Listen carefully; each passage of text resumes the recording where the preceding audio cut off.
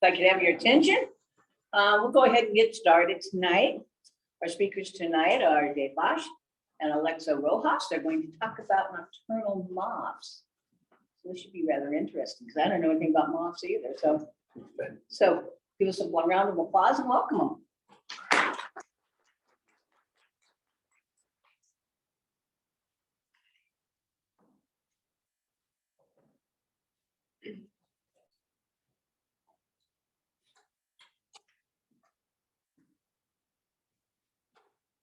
Hi, everyone.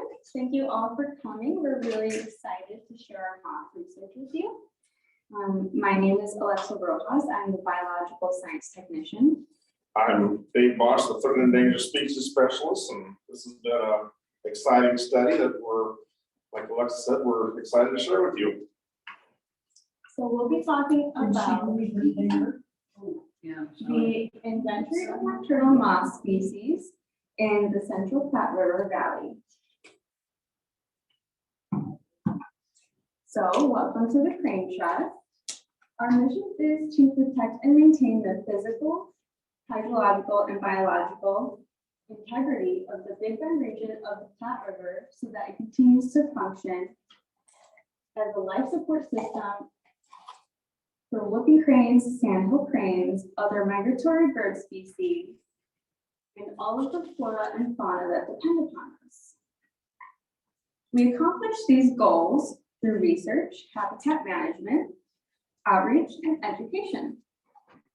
The Crane Trust currently owns and manages 5,600 acres and has protected another 2,500 acres with easements for future generations.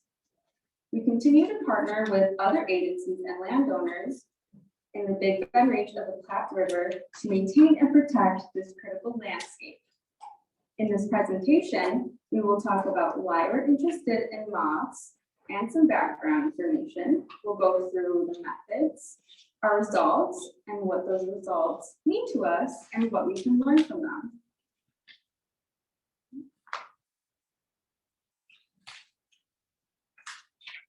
So there are several reasons why we were interested in learning more about moths in the Central Platte River Valley.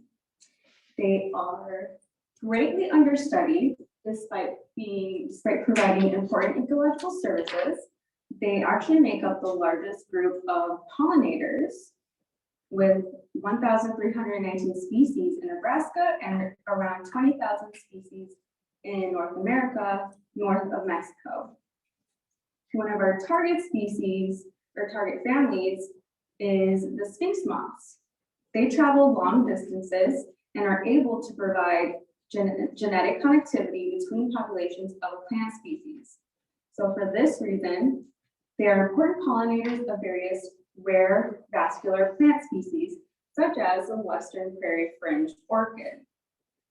We are particularly interested in this plant because its last known sighting here was in 2000. So they also serve as important prey for many animals, including birds and bats. One study actually found that woodland birds preferred moths over butterflies. They found that 83.4% of moths that were available to these birds were eaten, whereas only 54.3% of butterflies were eaten.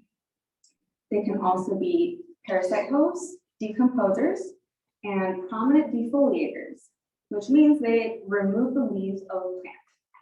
So in their larvae or caterpillar form, some moths can decimate crops and trees because their diet rely on those plants.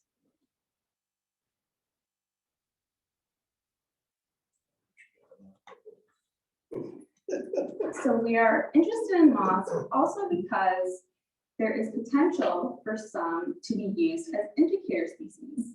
The potential lies in whether they are remnant dependent, meaning that they are sensitive to changes in habitat and therefore can help inform habitat conditions. So if we found that a species was exclusively found on remnant land, we can predict that they are remnant dependent. The reason we care about this potential is because they can be advantageous in conservation monitoring, assessment, and planning. Survival of remnant-dependent species depends on effective management and selection of preserved and protected habitat, which in turn is affected by the accurate selection of indicator species. Another important reason we are interested in moths is because some species are in danger of extinction.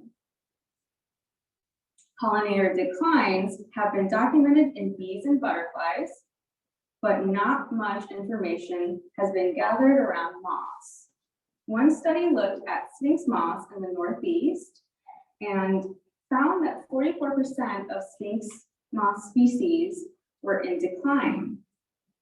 Many ecologists also agree that we are currently living in a mass extinction event, also known as the sixth mass extinction, also known as the Holocene extinction event. To date, there have been 5 mass extinctions, with the most famous and most recent one being the Cretaceous Paleogene extinction event that killed off all the non-avian dinosaurs and 75% of all species. Anthropogenic disturbances are recognized to be behind the current extinction event, with habitat destruction and fragmentation as the main causes. For example, in Nebraska, 98% of our tallgrass prairie has been lost, mainly due to it being converted to farmland. Habitats are mostly defined by their plant communities, and insects are known to have close relationships with plants. So there's reasonable concern that for the possibility of a decline in moths when so much of their habitat disappears and when there's potentially a mass extinction occurring. Underwing moths are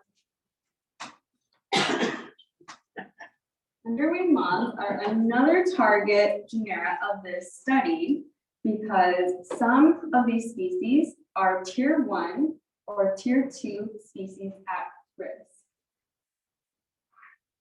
which are classified under the species of greatest conservation need list and are determined by the Nebraska Game and Parks Commission. So to better understand their conservation status and to prioritize conservation efforts, we need to gather more data on abundance, distribution, and population trends. And that's one of the reasons why we're interested in beginning this field of research.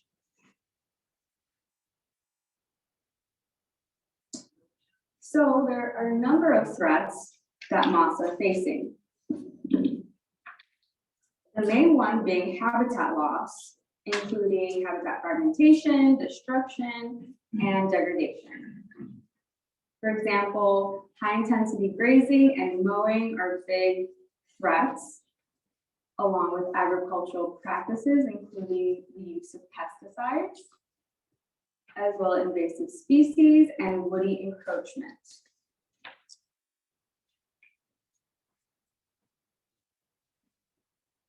So now we can talk about the order Lepidoptera. Lepidoptera are often categorized into 2 groups, moths and butterflies. Butterflies are then divided into 3 groups, true butterflies, skippers, and the lesser known American moth butterflies. An interesting thing to note is that a more accurate representation of moths and butterflies is to describe butterflies as a subcategory of moths. One study examined and compared a large data set of Lepidopteran genetics and fossils and discovered that the first moth and butterfly ancestor evolved 300 million years ago, and that butterflies evolved 100 million years ago. So by their findings, they found that butterflies are just a younger, less diverse group of moths that are active during the day. So they also say that butterflies most likely diverged from moths because they were taking advantage of nectar-producing flowers that were available during the day. So butterflies are moths, but moths aren't butterflies. Now we can talk about the traits that help us distinguish moths from butterflies. And it's important to note that there are exceptions to these rules. So the first one being that most moths are nocturnal. The exception to this is that some are diurnal, some are active during the day. One example of this is a snowberry clearwing moth, which is a type of Sphinx moth. Butterflies mostly are diurnal. The exception to this is that some are crepuscular, which means that they're active during the dawn and dusk. Moths are also much more diverse than butterflies, with 160,000 species in the world and 17,500 species of butterflies in the world. So that's about 1/10 of the number of species of moths. So moths also have feathery antennae, as you can see in that picture. And then butterflies have feather hooked antennae. In male moths, the feathered antenna is more prominent. So you can see they're more voluminous. And the moths also rest with their wings flat, whereas butterflies will often rest with their wings folded upward. But there are also exceptions to these rules. You can see some moth species will hold their wings like the monarch in the picture, and then some butterflies will rest with their wings displayed flat. So another thing to note is that in Nebraska, I think I mentioned earlier that there are 1,319 moth species, but there are also 211 butterfly species here. And 211 is an important number that we will talk about later. So, given all this information, why are butterflies so much more popular than moths? Moths are probably not as popular because, one, they're active at night when most people are sleeping, and two, they are infamous for being drab in color compared to butterflies. People tend to be attracted to brighter colors in nature, so it makes sense that butterflies would be favored over moths. This goes to show how human biases impact what species are being researched. In this case, our attraction to what is widely recognized as beautiful influences our tendency to study butterflies. However, it's important to remember that beauty in nature doesn't have universal standards. They differ between species and between individuals. For example, most people would agree that a monarch is prettier than the white cabbage butterfly because monarchs are bright in color and the white cabbage butterfly is just white. However, we only think this because our eyes don't have the physical ability to see the ultraviolet colors that reflect off of the butterfly's wings, which are used to attract mates. So what is unattractive to us is actually attractive to this species. Of course, there's variation between individual humans on beauty standards. So it's a very good thing that some of us find mining moths beautiful. Otherwise, there would be even less interest in studying moths.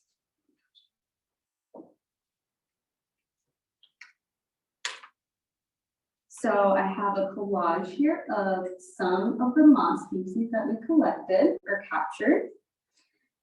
Most of these you can see have their wings spread flat. Some have really interesting patterns. And I think that is one thing that moths rank higher in over butterflies. I think moths have more diversity and prettier patterns than butterflies do. So that's my opinion.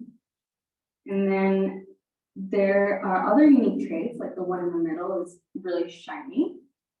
And then there are all sorts of different shapes and sizes of these moths. You can see that this brown one is shaped kind of like dead leaves. And then you can see these ones have a kind of upside down heart shape.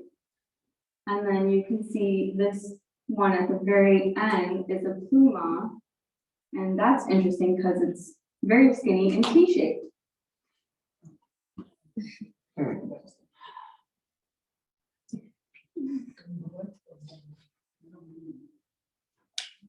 If you noticed, one of them had a really good example of feathery antenna called the chickweekiometer. It was yellow and pink.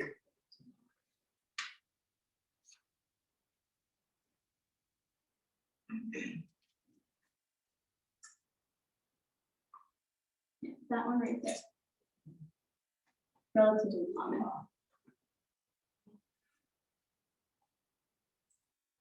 This is another collage of moths that we captured. You can see the variation in pattern and color, the different shapes. This one here is a unique shape. I don't see that one very often. This one at the end is cool. It's called a bird dropping moth because it looks like bird poop.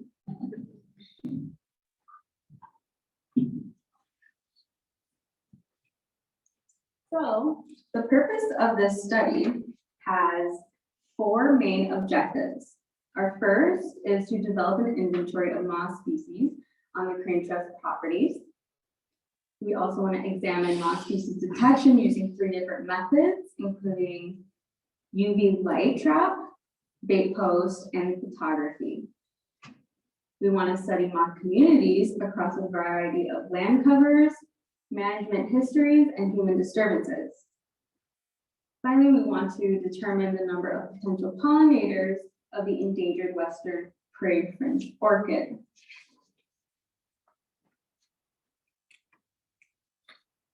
The benefits of performing this study are to develop an inventory of moths present on our properties.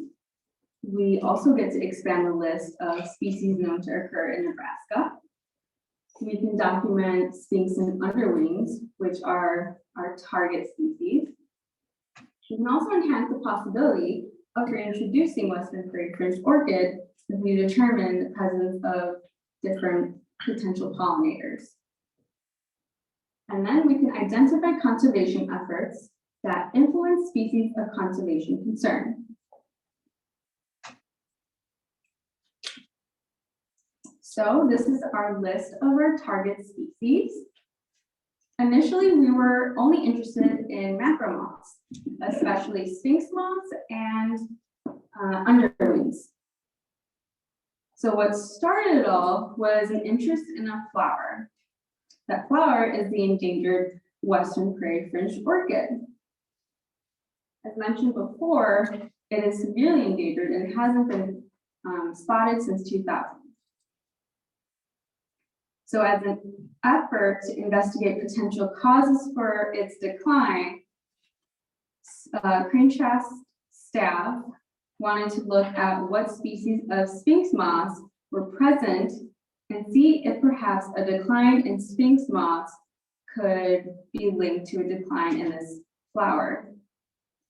And through their research, they found that underwing moths were another macro moth genus that was an important pollinator, and many species were a conservation concern, and they were also very understudied. So that brought us to prioritize these species, the Sphinx moths and the underwing moths. But as we got into the field, we determined that we had a lot of time to also take photos and catch the micro moths. So the difference between these two, micro moths and macro moths are actually 2 separate taxonomic groups, but you can also describe them as 2 centimeters and above are macro moths, and then less than 2 centimeters are micro moths. So during the study, we would prioritize these target species if we needed to. So our first method here is videography and photography. And we worked with the Flat Basin Time Lapse Project to set up cameras on our properties in front of flowers, patch of flowers that are pollinated by underwing or Sphinx moths. By doing this, we are able to monitor these large flowering plants during the day and night and see if we can catch pictures of either of these species that we might not be able to catch with our other two methods of species detection, the UV light trap and the bait post. So one species we can catch during the day is the snowberry clearwing that was mentioned earlier, because they are active during the day.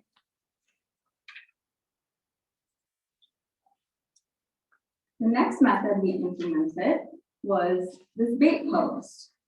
We know that many species of moths are attracted to fermented fruit, and we knew that underwings often were more attracted to fermented fruit than the UV light traps in previous studies. So we created batches of a mixture that had banana, strawberry, lime, and yeast, and let that all sit to make this really tasty dessert for the moths. So it was a 4-hour survey that we checked regularly throughout. And then we positioned this bait post a couple meters from the light trap. We had you can see the bait post in this picture, and we drilled holes into the top to contain the liquid. So we would dump that mixture over those holes every hour. Our most successful method of detection was the UV light trap. It's also the most common method of attracting moths. So what we would do is we'd set up this sheet of white sheet, and we would actually draw a grid of 3x3, and that was used to collect relative abundance of macro moths. So we would collect data on how many boxes were occupied by a macro moth, and that was taken every half hour. Our UV light was at 110 volts, and it was placed about a couple meters from the sheet. So this was also a 4-hour survey. We had it going on in conjunction with the bait post.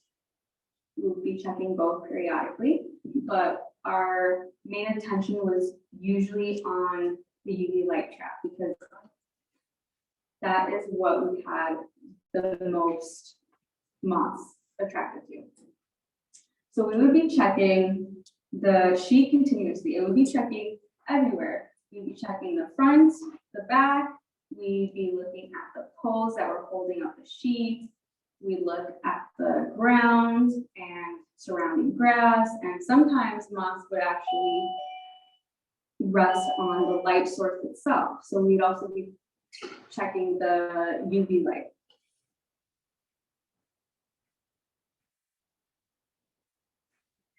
So our goal was to capture and photograph every species that we could see.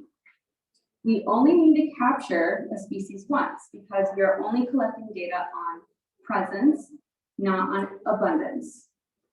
However, sometimes we will accidentally capture the same species more than once, because you can never be too careful. Sometimes a species will have a lot of variation in physical traits between individuals, and some species will look very similar, making it difficult to tell if two individuals are the same species or different species.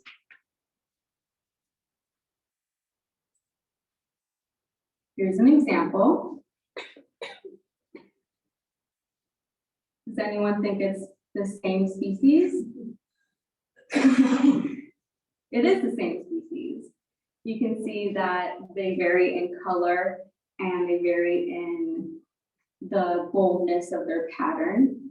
So the one on the very left is much more easier to identify, but these three usually have a harder time distinguishing.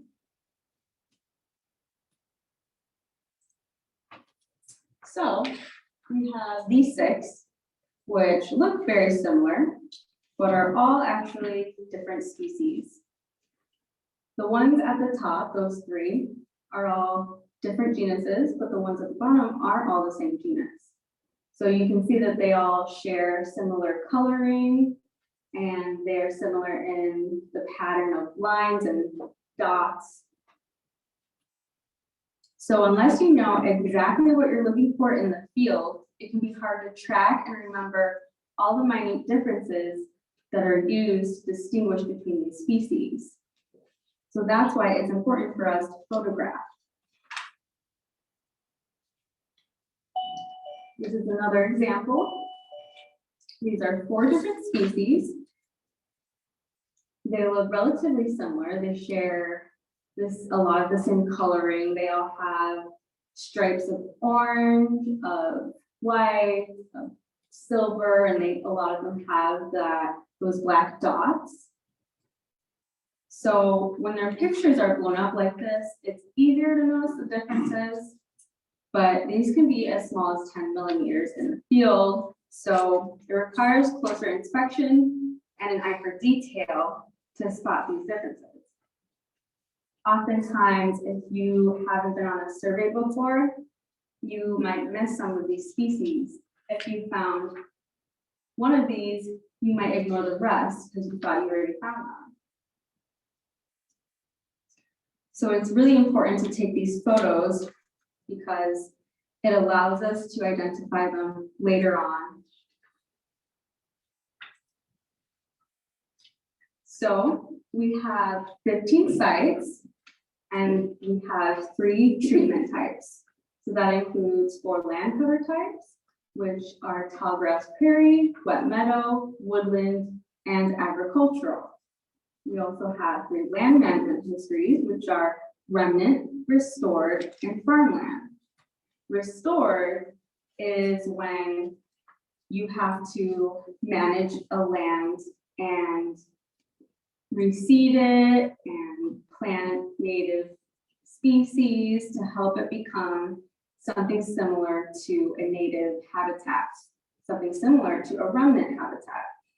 So the remnant habitat is a habitat that is lingering from history. So it does not have any restoration done to it, and it is something that has been there for a long time. So there are also 3 levels of disturbance, and that's low, medium, and high.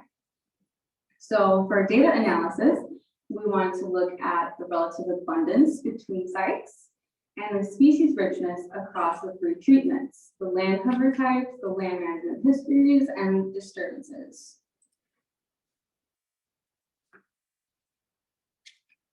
So this is a picture of us at work.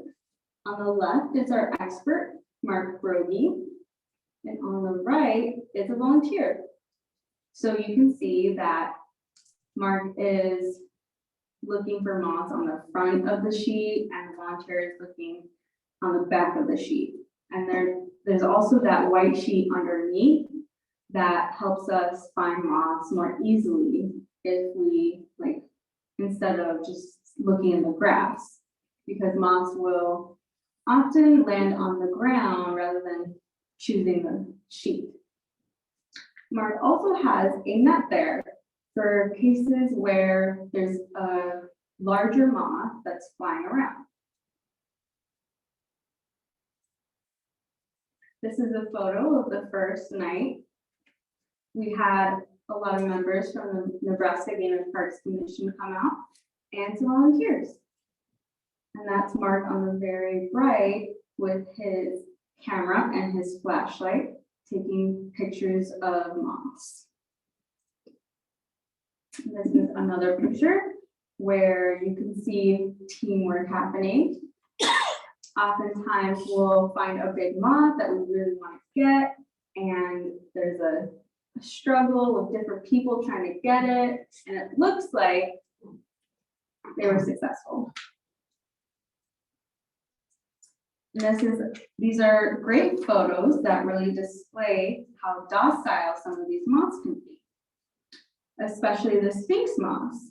They can be very active when they're first captured, but after they calm down, they're really easy to handle and will often hang out on your shoulder or your hand until you force them off. Here is our intern, Brittany. There are both pictures of her on separate nights. In the first picture, she has 2 white-lined Sphinx moths on her. In the second, she has another white-lined Sphinx moth. This is another picture. It shows how easy to handle those Sphinx moths are. And this is another picture of, it was a moth that we had in the tool that we use to capture the moths, which are made up of cut tops of water bottles. And then we have a piece of cardboard that we slide underneath to catch them, similar to how you would capture a bug in your house.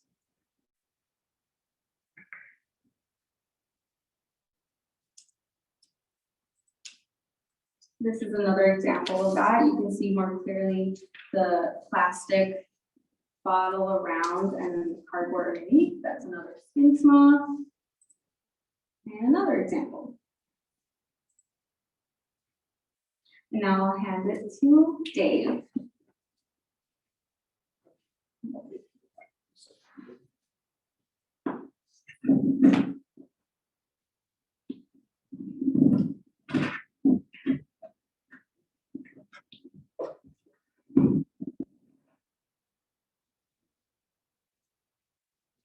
Yeah. See if this can be too loud. Is this too loud? No. No? Okay.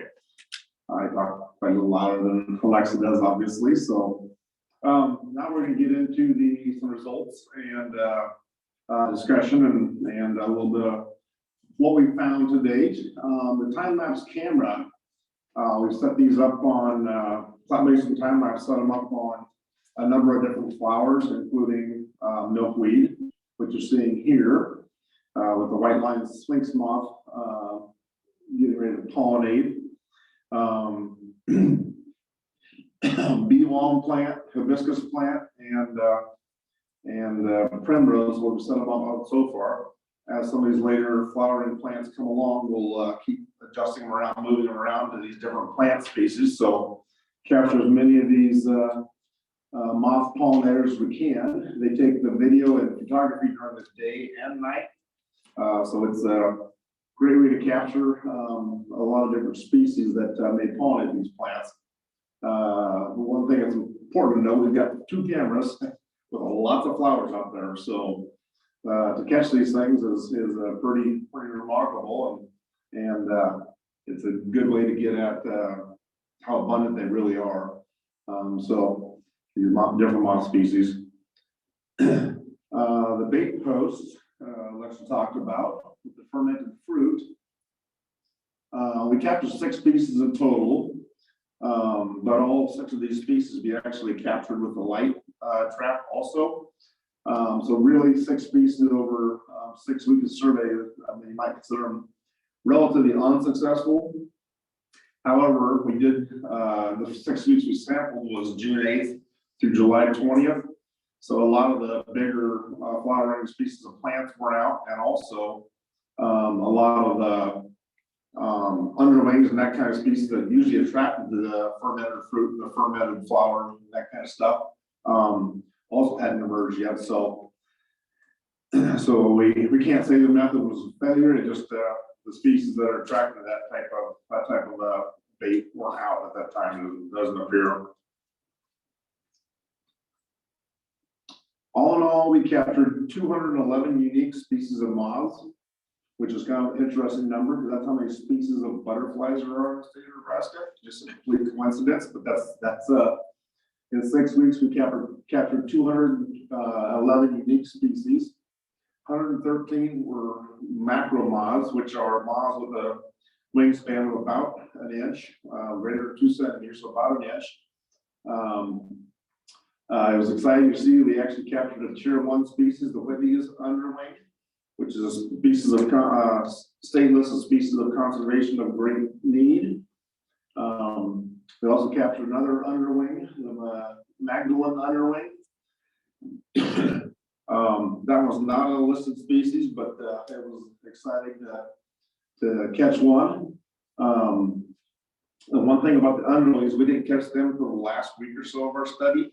So I think they're the more later emerging species, which we'll get to here in a little while, kind of show you the emergence patterns of a lot of these moth species. So had we been able to continue the study, we probably would have caught a lot more underwing moths than we actually did. But we also got 5 Sphinx Moths, the bigger moths. Their wingspan is 2.5, 3 inches. They're big guys. The wave sphinx, white-lighted sphinx, twin spotted sphinx, 5 spotted hawk moth, and the Elo sphinx. Whoop. Let me just show the photo.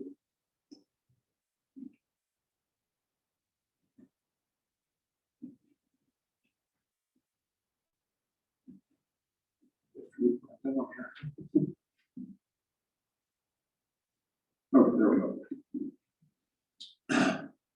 This is the wave sphinx. You can see pretty drab in color, but very large moth. So it's pretty impressive to see. The carpenter worm, it's a cool looking moth, another big one. I'm just showing you some of the big guys we caught. White-lined Sphinx moths, you've seen a few of those so far, and they were actually fairly abundant during our study. Twin spotted Sphinx moth, really cool species with the jet-like body shape.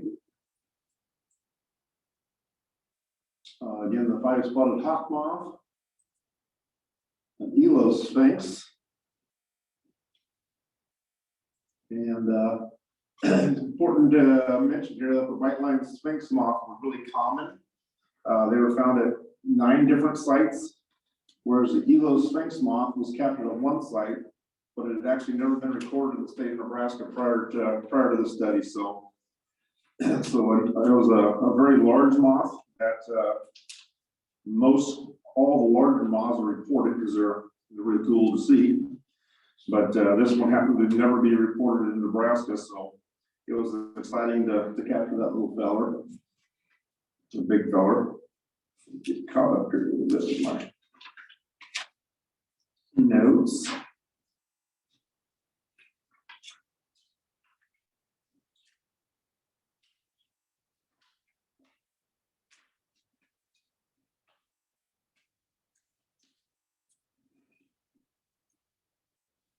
Okay, from the light trap, we actually have captured 12 species that have never been identified in Nebraska, including the Elo Sphinx we just talked about. A couple of them are actually fairly common, the goldenrod gull moth and the Bactria Majorino. I had to write down the pronunciation of that one because I couldn't spell it or sound it out, but they were actually captured at 5 different sites, so way more common than they should have been. You would have thought they'd have been if given they've never been reported in Nebraska.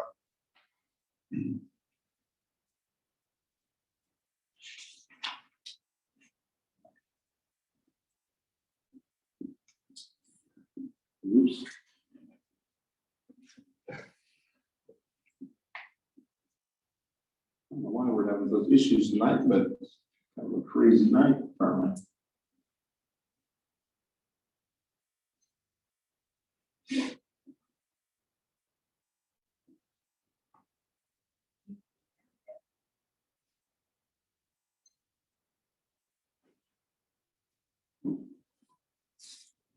Okay, like I said, we captured all in all 211 species. 8 species are only captured in croplands. 35 species were captured only in lowland tall grasslands. 16 species were only captured in wet meadows, and 45 species were captured in woodlands only. So these are kind of your maybe potentially specialist type of species. And then we had 107 that were captured in multiple habitat types, kind of your generalist type of species that were out there.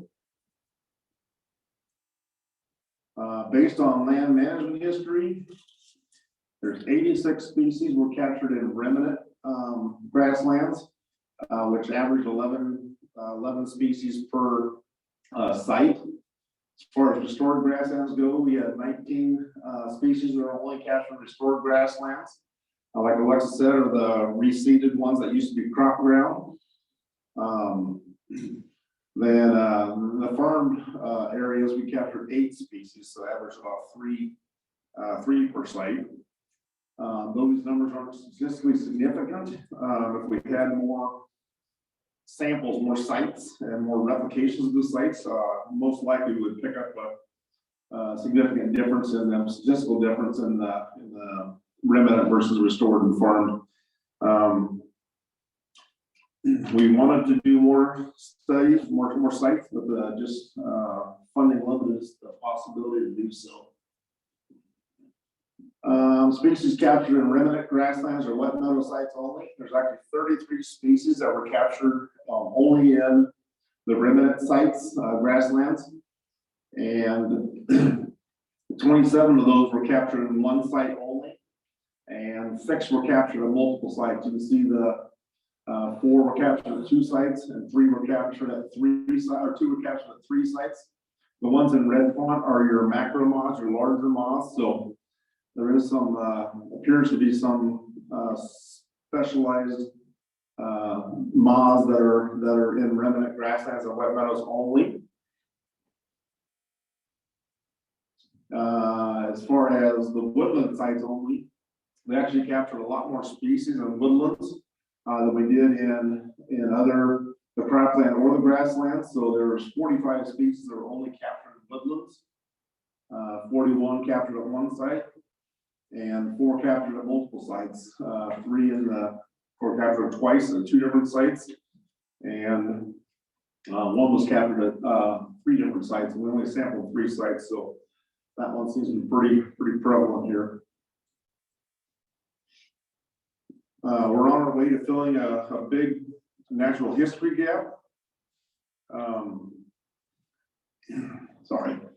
There's many different databases out there, and white-lined Sphinx moths is the most common in Nebraska, and it was also the most common species that we caught, which is great, like Alexa said, great for Western Prairie Fringed orchid, as it's a known pollinator of the orchid, and that will help maintain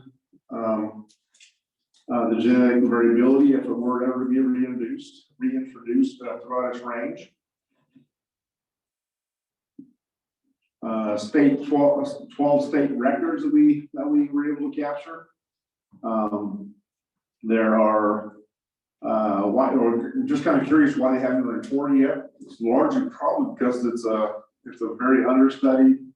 The models are very understudied throughout the world, and so they're definitely prevalent.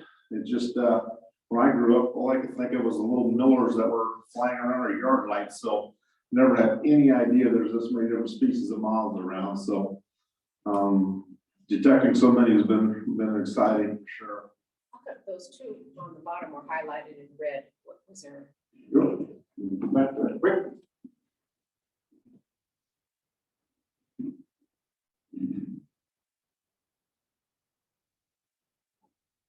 My computer ain't gonna work. Oh, well. Forward, not backwards. Oh, there it goes. Holy cow.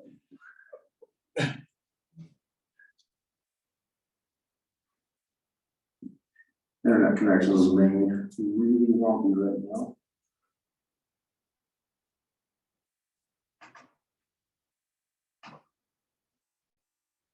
Oops.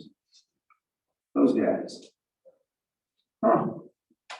That's a great question. Do you highlight those in red? I just didn't see anything in the text that. That guy and that guy. Yeah. Some reason they're in red. I don't know why they'd be in red. I didn't do it. Oh, it says in the notes, I just gotta go to look at it.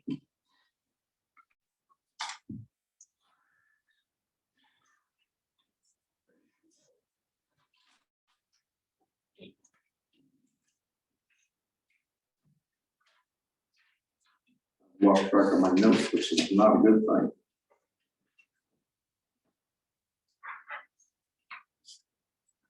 I apologize. So we actually mentioned earlier about those two species. Okay. The one on the left is the goldenrod moth, and the one on the right is the Baasch mayeriana. And those two were found at 5 sites. Yep. Okay. Thank you. Yep, and most moth species, like I was saying, are pretty drab in color, and that's why I was amazed to find what we did out in the study. There's actually some very colorful ones. As you can see here, there's a lot of different shades of color you can find in moths. Like Alexa mentioned earlier, this could definitely be the why they haven't been detected before. So likely the bias in reporting moths versus the colorful butterflies you see in the daytime. The nice thing is, if you're aspiring to find some new species in the state, all you have to do is set up a white sheet and a light, and you're likely to find some.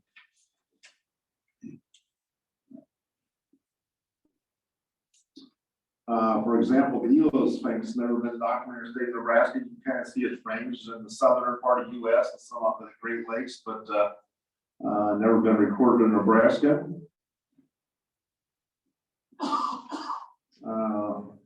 The Eucosma influana, just very sparse throughout the country as far as being reported.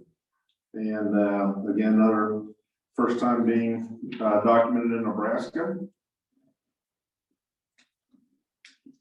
The silver Hambachia, a couple on the East Coast, a little one by the Great Lakes, and, but again, nothing around Nebraska. So they're kind of exciting ones to note increase the knowledge of their species range. And some of this is likely just knowledge of the species range, or some of this could be a shift of different species due to global or climate change, different things. So it's hard to say with the species being so understudied that it's just hard to say why we're now finding them in Nebraska.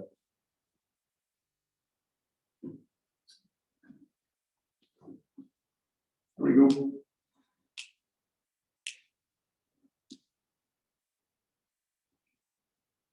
Okay, moths could definitely be, as many species are, could definitely be an indicator species.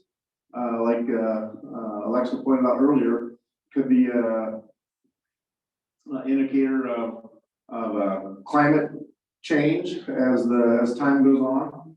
Also, it could be an indicator of grazing history. Overgrazing area, you're likely to lose a lot of these species. Although these numbers aren't significant, we definitely found a ton more in the remnant sites, which includes the remnant grasslands, remnant woodlands, and remnant wet meadows, than we did in the other land cover types. We have a larger sample size. We would definitely most likely pick up a significant difference in those land cover types. It could also mean that remnant sites just basically have a better habitat condition for the moths, which more of your natural flowers and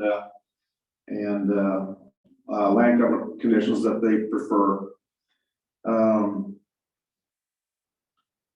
it's important to note that a large portion of the 86 species that we found in the remnant grasslands were only detected one time. So it's tough to say whether for sure they're indicator species or habitat dependent species until we get more research on this on the moths.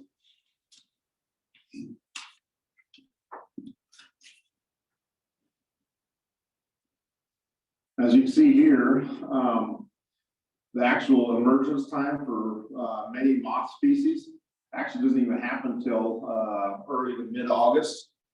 Our studies were all conducted between June 8th and July 20th, so we were just on the peak of a lot of these moths emerging, which I feel includes a lot of the underwing moths, which is one of our target species. What we can do to correct some of this knowledge gap would be to sample throughout the year, which we definitely wanted to do this year. Just ran out of budget, so which limited us to only doing 15 sites one time. But even what we did, we definitely contributed a lot to the knowledge, ever-growing knowledge of and ever-changing research for the moth species. Our moth, when we set out to do this, it was supposed to be a preliminary inventory of moths, so that's why we didn't budget more to do the whole year, just trying to figure out what we could do and what we could learn from a limited budget. And I really feel we learned a ton. We can definitely gather a lot more abundance data by having multiple sites, multiple samples of the same sites to get the distribution of different moth species throughout the summer and fall months. We would like to conduct this research every year. If funding becomes available to do so, and make it part of our ongoing monitoring program.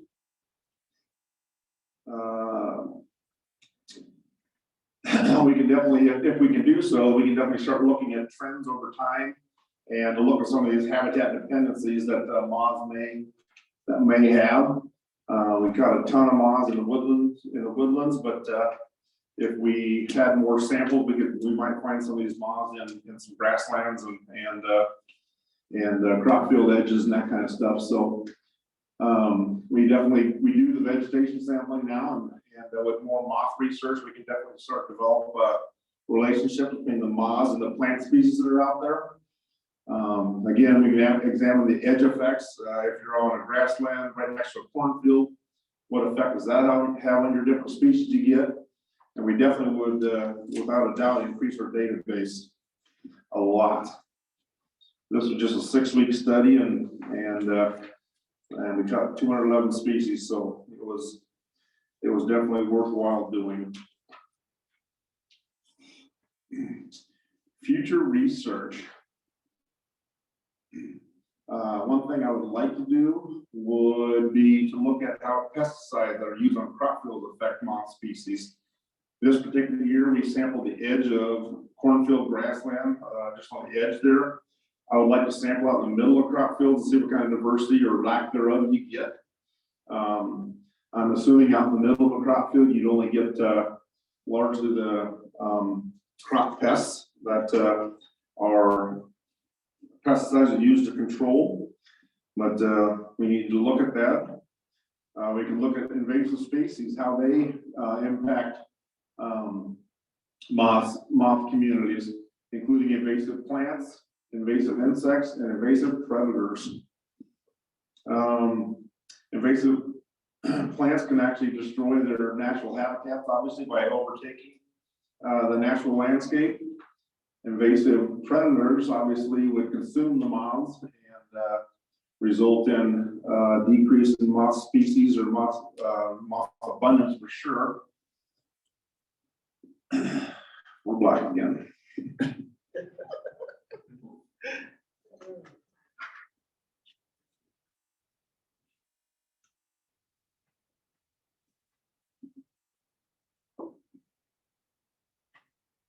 As a long-term objective, we can look at how the different moth species communities react to adjust to climate change and different weather-related patterns that are going on right now. So lots can be learned.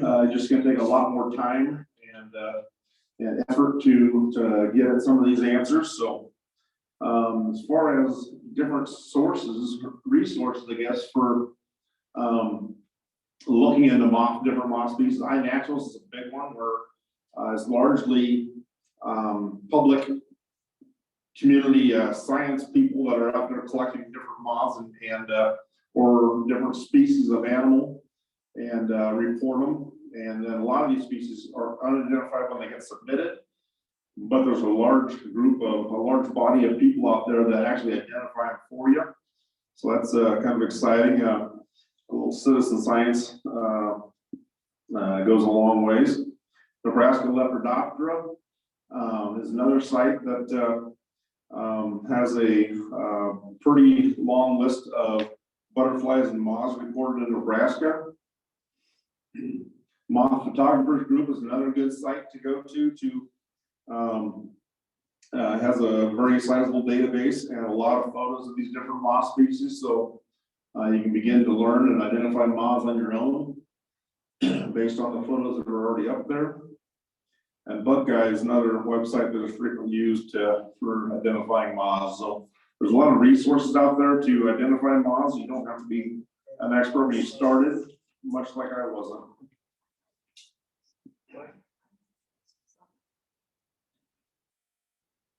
And we got a ton of people to thank for this project. Number one, Game and Parks Commission supplied the funding for this project. We definitely have to thank Mark Brogy, our moth expert, who actually captured over 650 species in his backyard up at Creighton alone.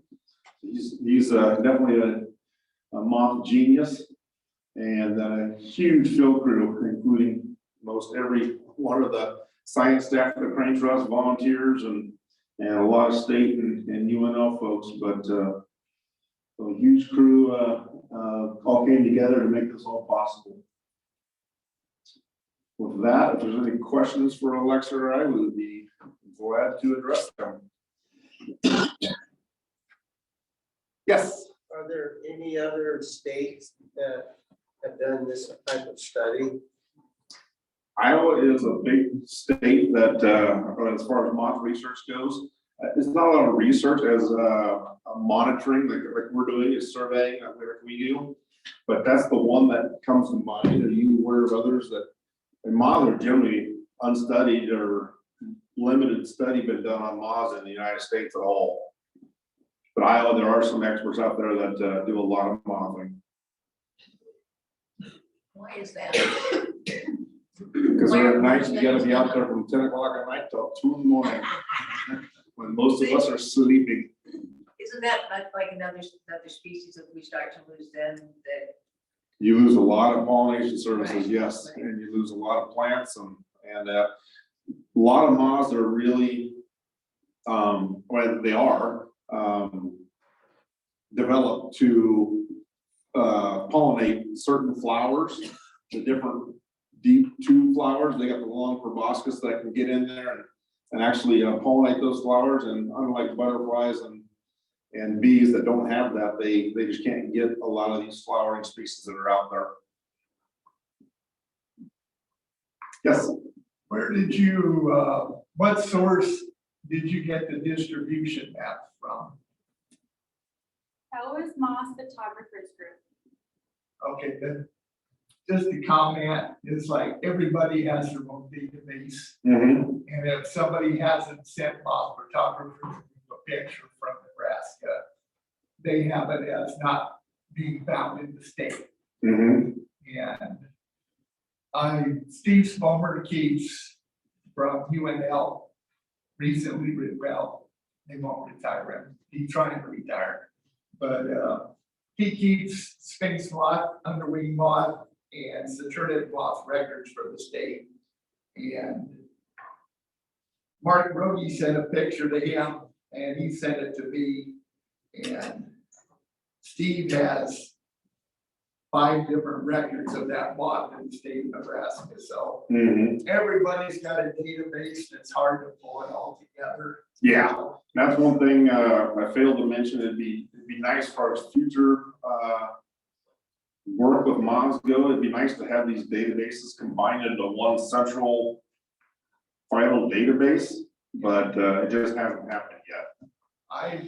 That NebraskaLepidopter.com is John Nicola and I's website. Mm-hmm. And I've gone through, UNL has sent me their collection records from their UNL's collection. I've gone through Bosh photographer's group and Bug Guide, and I've kind of tried to pull everything together.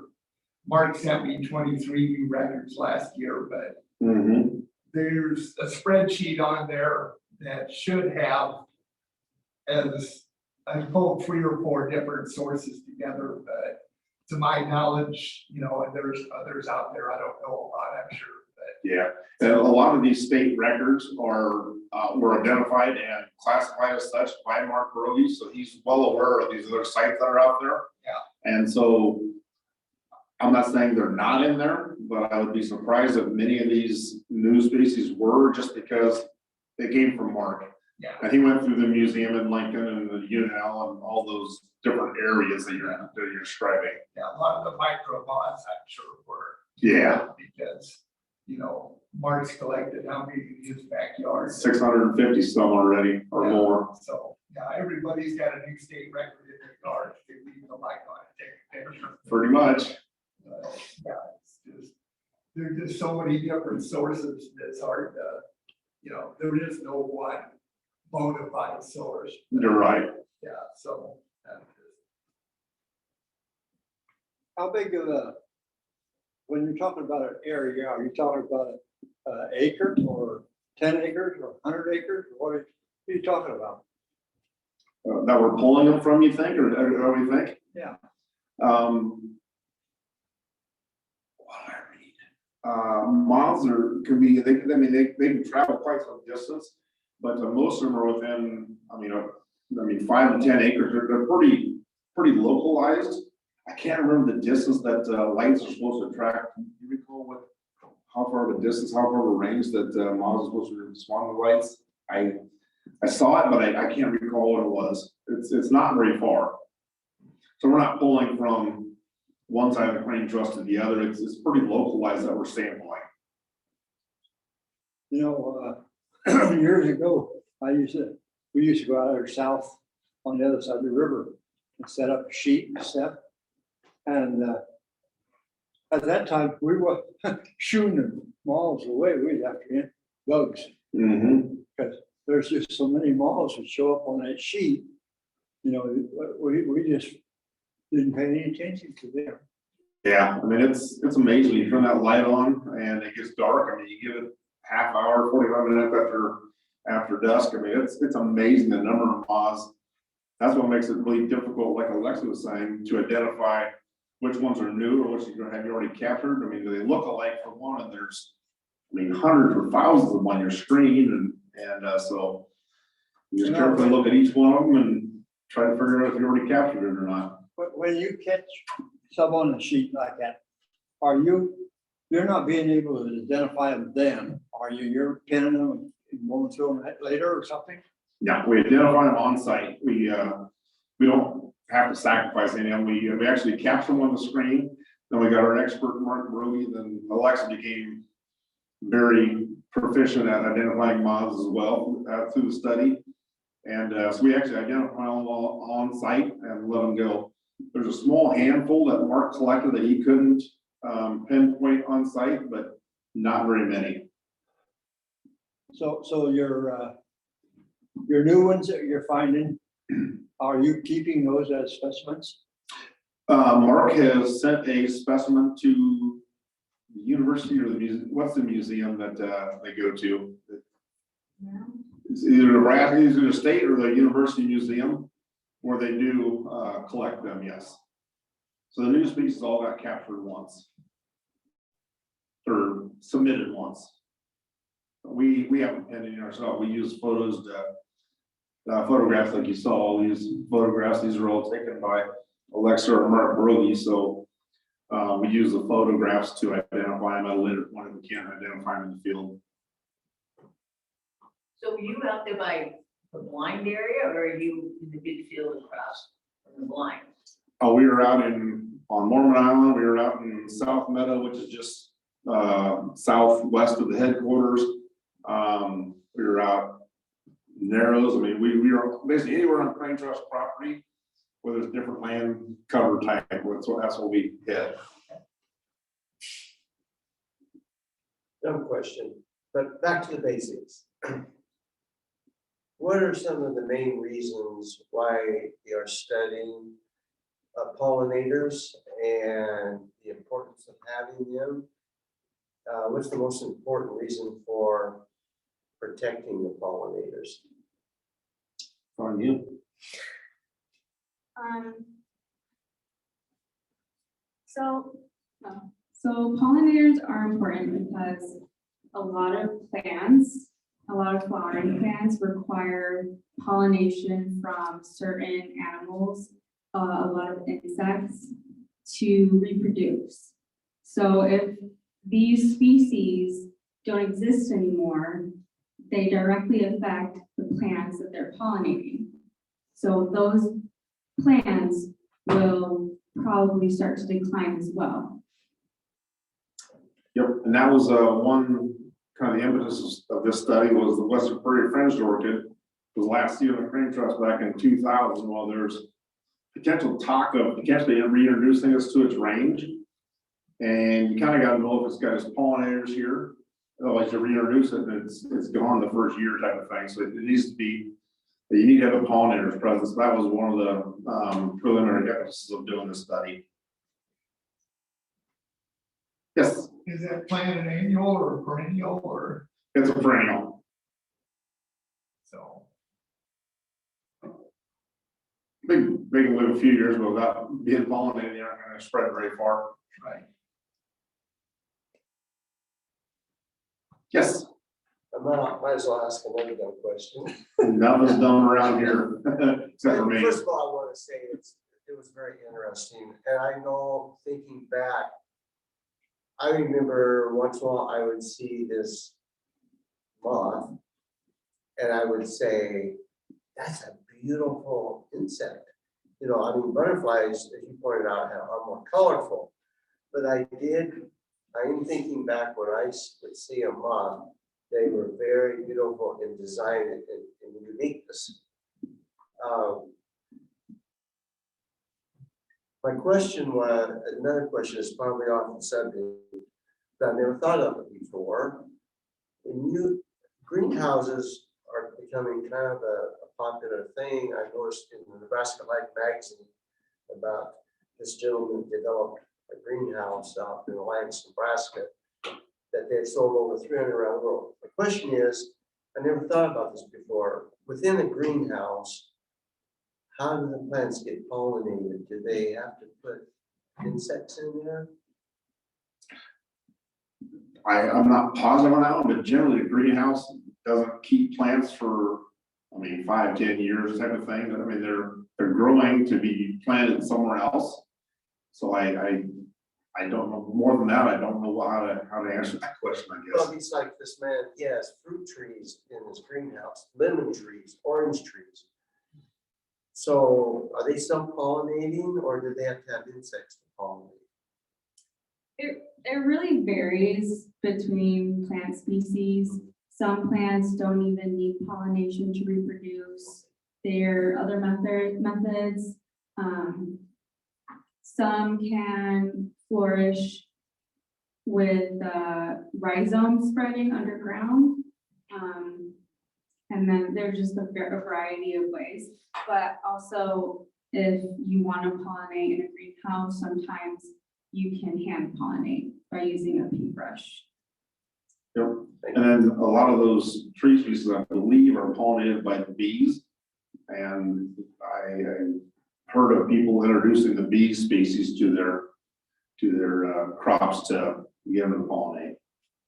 So could you start that orchid in a greenhouse and then transplant it, or would you just go out and seed it in a field? You definitely want to get it established first and then plant plugs of it. And they do that now to just keep it in persistence. I mean, there's some greenhouses basically with some plants in it, but just to make sure it stays in existence. Are there areas where it isn't extinct? There are areas where it's definitely not extinct, but there are areas that it still exists. There's not many areas. They're pretty sparse. There's some areas in Iowa that I'm aware of that that have the lowland grassland type of land cover or habitat they need. The crane truss was an ideal habitat once upon a time. And I don't know if it's the river levels dropping, that the groundwater levels drop is why it doesn't persist there now, or it's just up in the air is why it doesn't persist there right now. As far as the Platte River Valley goes, the crane truss has the best opportunity for having western prairie fringe rogan for sure. Learn anything else about what goes bump in the night around here? Lot of beetles. Tons of beetles, lightning bugs. Yeah, there's screens just covered with the beetles. Every once in a while you go knock the screen just to get all the beetles gone so you can find your moths. So I just wanted to confirm this. You guys, there's no good way for you guys to compare it to like historic richness of moths in the area, right? There's just not those records. Yeah, prior to this study, there was 29 moths documented in Hall, or 28 moths documented in Hall County, and so capturing 211 is a pretty big number. So now there just isn't any baseline data that I'm aware of. Paula online would like you to discuss more how an individual could set up the UV light and sheet in their backyard. Yeah, basically all we have are 2 5-gallon buckets full of concrete with a pole in the middle of them. We stick some rods that go up about 6 feet in the air and stretch a white cloth across it, and then you do need UV lights because that's what they're most attractive to. But it doesn't take anything special at all. Just something to hold up a sheet, and like Mark Brogy does most of his against the side of his house with the UV light shining on it. So you don't even need the sheet necessarily. Just see something the UV light shines on, you can go capture them on. If you're having it done using the buckets and the poles, then you probably would also need anchors that connect to those poles at the top to keep them in place, because if your ground is not leveled or if there's any wind, the sheet will probably fall over. She wants to know if there's a light that you would recommend to make sure she's got the correct frequency in UV. We use 385 to 400 nanometer lights, UV lights. So that's supposed to be the range that are most attractive to. So it's that light range in UV lights pretty common. So it's not hard to find them.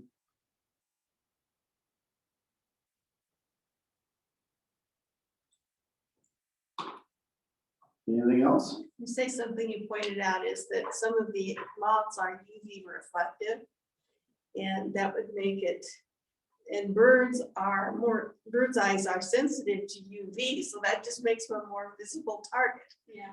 So I had never thought of that before. Yeah.